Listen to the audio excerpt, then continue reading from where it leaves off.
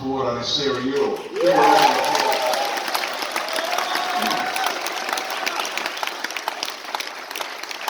There's only two things in life, three things in life that scare me: not doing my best. That terrifies me. That genuinely scares me, not doing my best. The other two are my wife and Sarah. When they growl at me, I know I'm in real trouble. There you go, question please. From South Australia. This question on the election that's coming up. We know the existing government is pushing harder. We know they're going for 6 jabs, but we know there's more evidence that the vaccine is killing more than the COVID. We know that police involvement in a lot of the protests.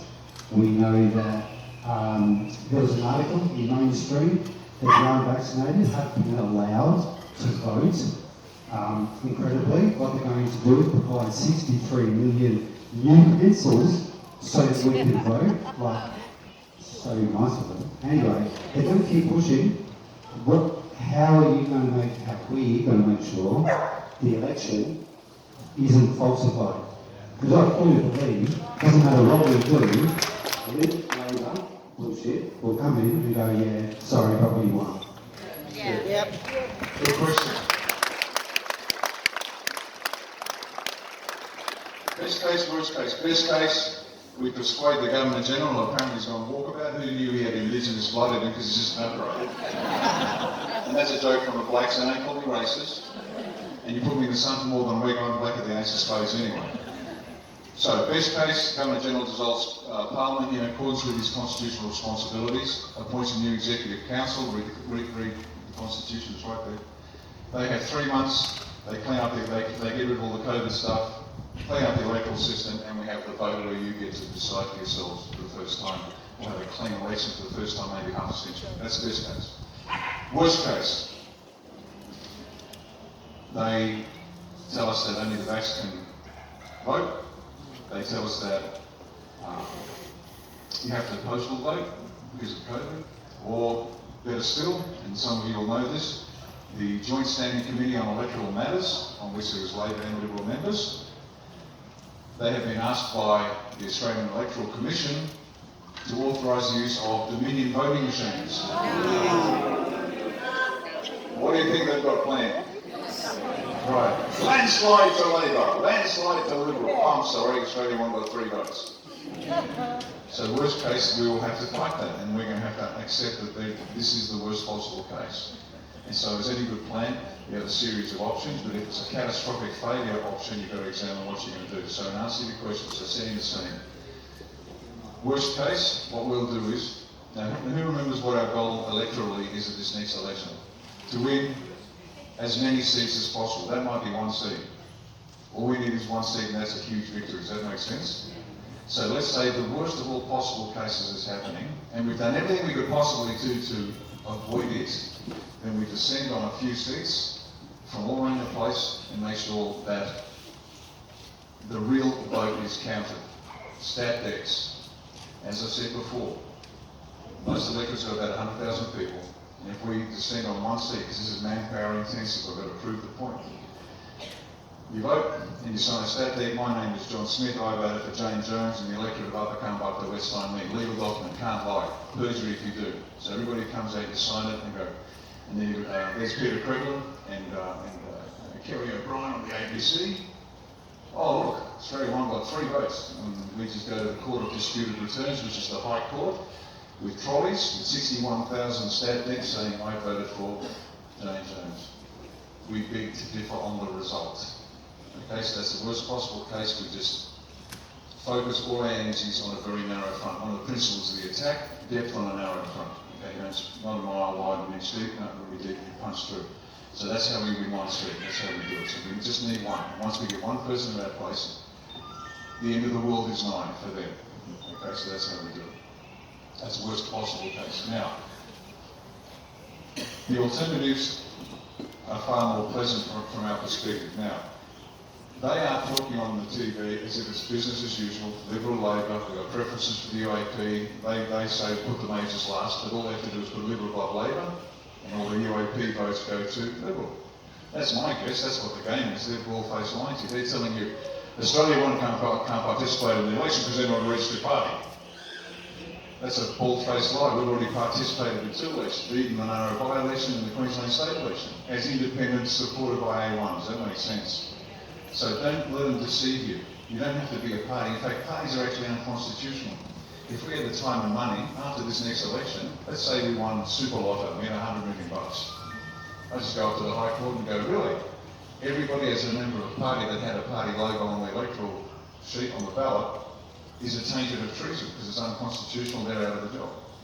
Because parties are actually unconstitutional. So being a smart planner, we have several options in several directions, but we're anticipating. But worst case, we'll descend on like locusts on one electorate and make sure we get it. And we can use that as the thin edge of the weeds to bust the rest open, and then we can pursue what we need to pursue. Okay? So that's it.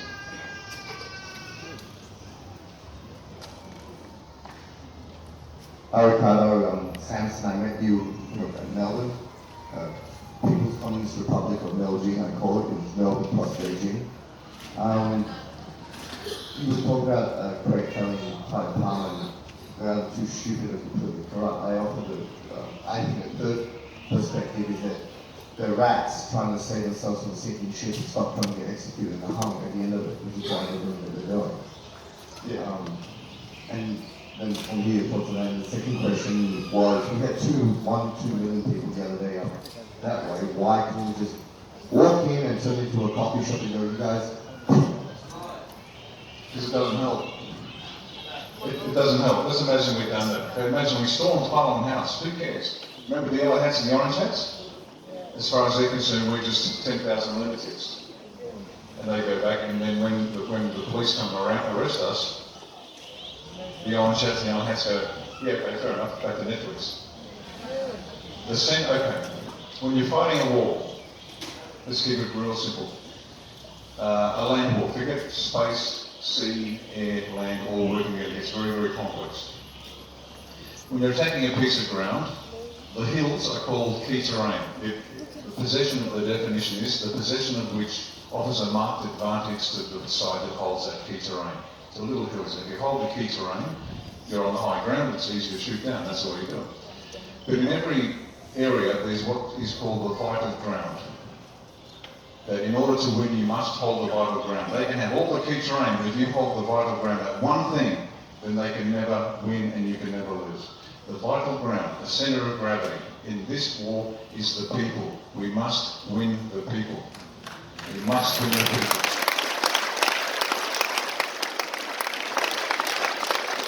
That's why we are non-violent, non-cooperation. Our job is not to disarm the police. Our job is not designed to storm the barricades. This isn't the Bastille. Okay.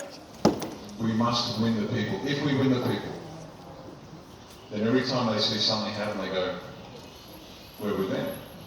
We must win the people. So whenever you come up with an idea, you say, does this win the people? Does it win the orange hats and the yellow hats? Or not? Or does it push them away from us? And then they're happy to see us arrested because already some of we're just lunatics. We must win the people. That's why that patience is so critical. Patient, take the hits, take the hits. You know, like all week we've been taking the hits, all this crap online about Bosi and A1. We just sit quietly. And what's happening is they are revealing themselves because then people get emboldened by other people saying nasty things and they join in and we just make a list. You know, but you've revealed yourself, this YouTuber is bent, this one's sold out, this one's crooked, this one's a pedophile protector. And we let the people see for themselves. They watch these people reveal themselves rather than us coming out and just attacking. They'll just say, oh, this is politics. So we sit back, we take the hits, and then let them reveal themselves. We must win the people, and we've got to treat them with respect and allow them the time to make up their own minds. Does that make sense? Because I heard one common law guy, and I previously boosted this guy publicly. He's doing great work educating the people with common law, pursued a common law solution. And I said to him, but mate, you got to understand, how many people you have signed up? And he said, 200,000. And I said, good, you've got 25,800,000 that don't know and don't care. So, and I said, even if what you're saying about common law is correct, it doesn't matter because they don't know and believe you. Because they're watching you saying that you're a lunatic. And that's why I said, that's why we have to follow the Constitution. And he said, yeah, but the Governor-General's an unconstitutional Governor-General, so is the Parliament. I said, I know. But 25 million Australians watching the news, if they hear common law people have decided that armed their sheriffs and now go and arrest the Prime Minister. 25 million Australians go, what a bunch of tossers. But if the news comes out and there's that trusted face saying the Governor-General dissolves Parliament for unconstitutional behaviour and has appointed a new Executive Council, they go, yeah, okay, fair enough. Got it? Communication isn't words, it's speaking to people in a way they understand. It's not deception, it's making a point. Like when I was trying to persuade Hoodie that he was being conned. And I could have said, oh, maybe being conned by pedophile protectors. And I didn't do that. I spoke his language. I said, Hoodie, if I jump in the left-hand seat of the 747, because Hoodie's the captain, airline captain, the left-hand seat is the captain's seat. Use language that they understand. I said, if I sit in the left-hand seat and start building this, you're going to throw me out. I communicated effectively because what was in my head was now in his head, and he went, you're right. He actually went online and said, you're exactly right, you picked it. I haven't got a clue what I'm doing about it. Same thing, we're talking to 25 million people. It's not condescending, it's not disrespectful. It's communicating effectively to them because they believe the Governor-General is legitimate, they believe the government is legitimate. That's how we have to communicate. The Governor-General dissolved Parliament and everybody goes, what's next? Executive Council, 3 months, check the Constitution, it's all there, and a free and fair election. Because everyone keeps talking about the people have spoken, the people want this. Well, the trouble is nobody knows what the people want because only the people know what the people want. Excuse me. The only way that we know what the people want is when we have a genuinely free and fair election, and it's going to terrify everybody in the establishment. They will all be terrified seeing me shocked when the results come in.